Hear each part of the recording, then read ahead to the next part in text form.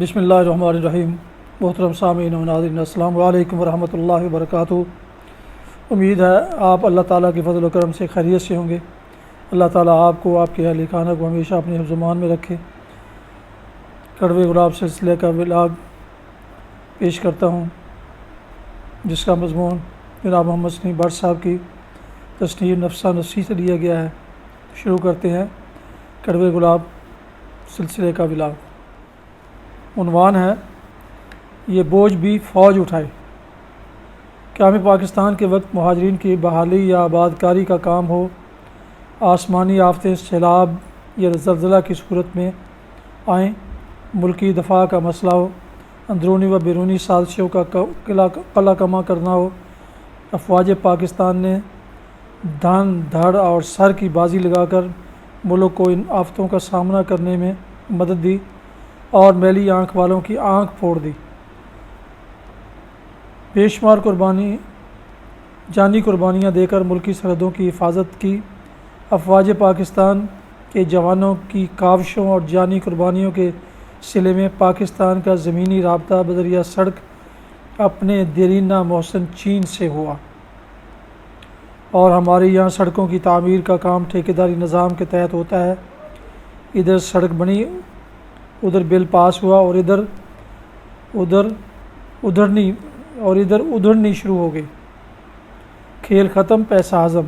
اس کے بعد گڑھے، چھینٹے اور پھر مرمتیں۔ آخر فرنٹیئر ورکس آرگنائزیشن نے آ کر یہ مسئلہ حل کیا۔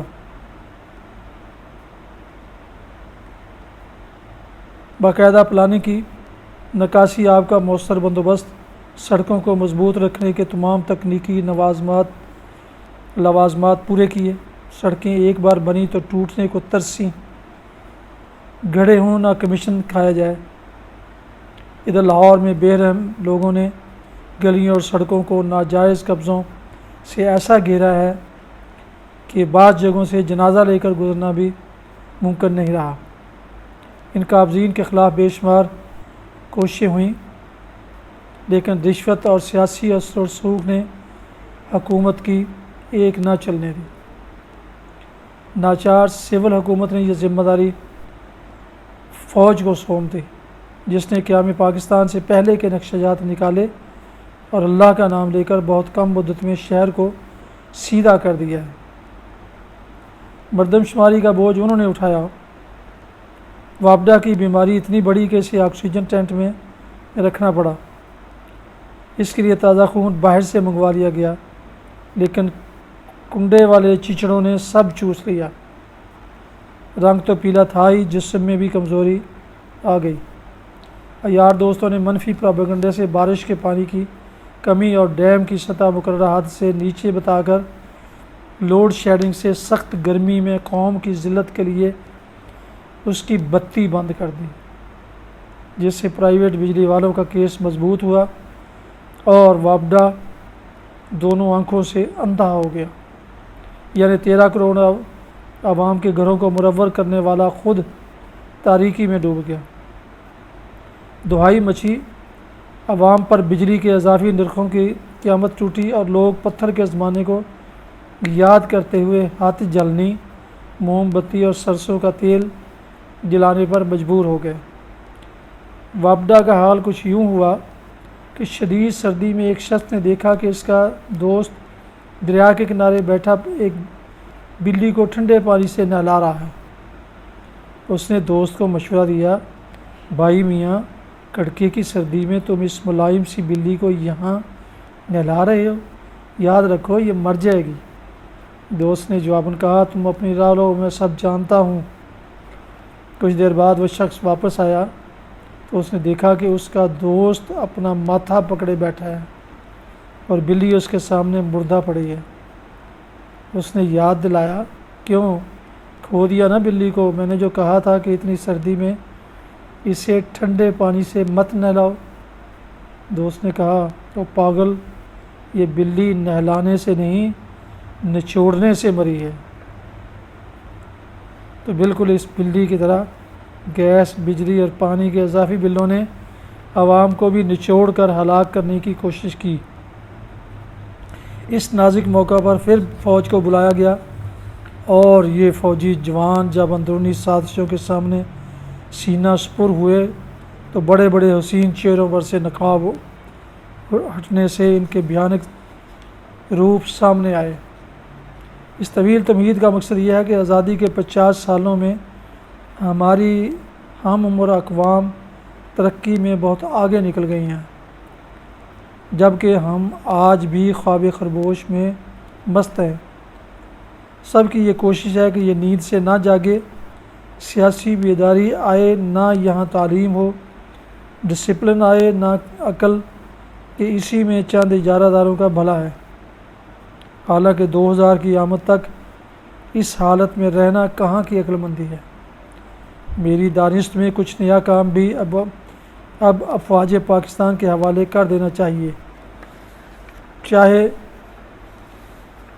ریٹائرڈ فوجیوں کا خاص ادارہ بنا کر ان کے سپرد کر دیا جائے، جس کا مانیٹرنگ سیل کسی اہم جگہ بنایا جائے۔ پاکستان کا سب سے بڑا کینسر تعلیم میں کمی اور جہالت ہے۔ افواج پاکستان کی 4-5 رکنی ٹیمیں لانس نائک اور صوبیدار میجر کی سرکردگی میں گوٹھوں اور گاؤں تک پھیل جائیں اور عوام کو تعلیم دیں۔ بمشکل 1-1.5 سال میں پورا پاکستان علم کی روشنی سے جگمگا اٹھے گا۔ بے شک ان اقدام سے ہمارے یہاں ڈاکٹر یا انجینئر تو پیدا نہیں ہوں گے، مگر خط لکھنے اور اخبار پڑھنے کے قابل تو ہو جائیں گے۔ نہ ہونے سے تو اتنا ہو جانا حد درجہ بڑی بات ہے۔ طریقہ کار کیسے ہو؟ نمبر 1، فوج گاؤں اور گوٹھ میں مقیم ہر شخص کے کوائف جمع کرے کہ کون کہاں سے آیا اور کون کہاں گیا ہے۔ اس سے گھس بیٹھیوں کو قابو کرنے میں آسانی ہوگی۔ نمبر 2، چھوٹے بڑے غریب امیر سب کو ابتدائی تعلیم دے کر لکھنے پڑھنے کے قابل بنایا جائے۔ نمبر 3، عوام کو ہلکی پھلکی فوجی تربیت سے بہرہور کرے تاکہ بوقت ضرورت عام آدمی بھی دشمن سے فوج کے شانہ بشانہ ملک کا دفاع کرنے میں ساتھ ہو۔ نمبر 4، عوام کو آداب محفل سے آگاہ کرے۔ نمبر 5، کھیتی باڑی کے جدید طریقوں سے واقف کرائے۔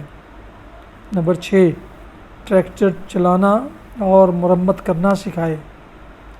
نمبر 7، انسانی بیماریوں سے متعلق ابتدائی باتیں، نبض دیکھنا، ٹیمپریچر لینا، بلڈ پریشر چیک کرنا اور ٹیکہ لگانا سکھائے۔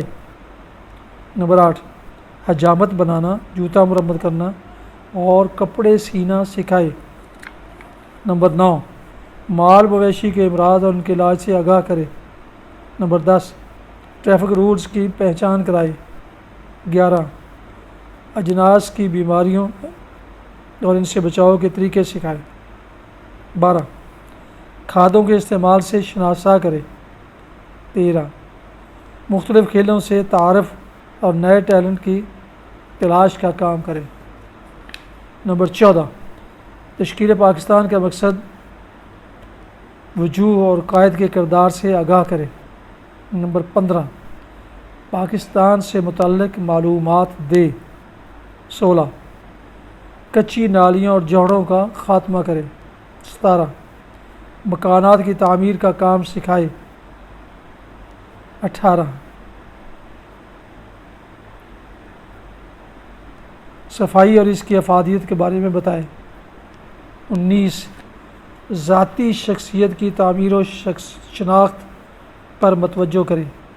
20، مختلف پیشوں کی تربیت کا اہتمام کرے۔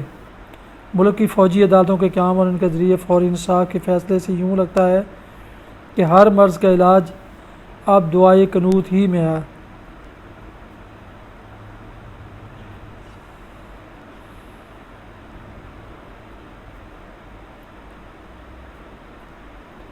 ملک کی فوجی عدالتوں کے قیام اور ان کے ذریعے فوری انصاف کے فیصلے سے یوں لگتا ہے کہ ہر مرض کا علاج اب دعائے قنوت ہی میں ہے۔ پھر کیوں نہ فوج اپنی تمام غیر اہم مصروفیات چھوڑ کر صرف 1.5 سال کے لیے ان 20 کاموں تک اپنی خدمات مرکوز کر دے اور دیکھے کہ قوم کی تقدیر پھر کتنی تیزی سے بدلتی ہے۔ ناظرین و سامعین محترم، یہ تھا آج کا کڑوے گلاب سلسلے کا ولاگ، جس کا عنوان تھا یہ بوجھ بھی اب فوج اٹھائے، اور اس کا مضمون جناب محمد سلیم بٹ صاحب کی تصنیف نفسہ نفسی سے لیا گیا ہے۔ جن دوستوں نے ابھی تک میرے یوٹیوب چینل BA رشیدی کو ابھی تک سبسکرائب نہیں کیا، ان سے گزارش ہے کہ وہ اس یوٹیوب چینل کو سبسکرائب کر کے، لائک کر کے، بیل آئیکن کو ضرور پریس کریں، تاکہ آئندہ آنے والے ایسے دلچسپ اور معلوماتی ولاگز ان کو باقاعدہ اور بروقت ملتے رہیں، اور اگر مناسب سمجھے تو اپنے دوستوں کو بھی اس میں شامل کر لیں، تاکہ وہ بھی اس میں شیئر کر سکیں۔ اللہ تعالیٰ آپ کا حامی و ناصر ہو، اللہ تعالیٰ آپ کو، آپ کے اہل خانہ کو، آپ کے بچوں کو اپنے حفظ و امان میں رکھے، آمین۔ اپنا بہت خیال رکھیے گا، دعاؤں میں ملک پاکستان، والدین، اعزاء و اقارب، دوست و احباب کے علاوہ اس ناچیز کو بھی اگر یاد ان میں شامل کر لیں تو میں آپ کا بہت مشکور ہوں گا۔ السلام علیکم ورحمۃ اللہ وبرکاتہ۔ پاکستان زندہ باد۔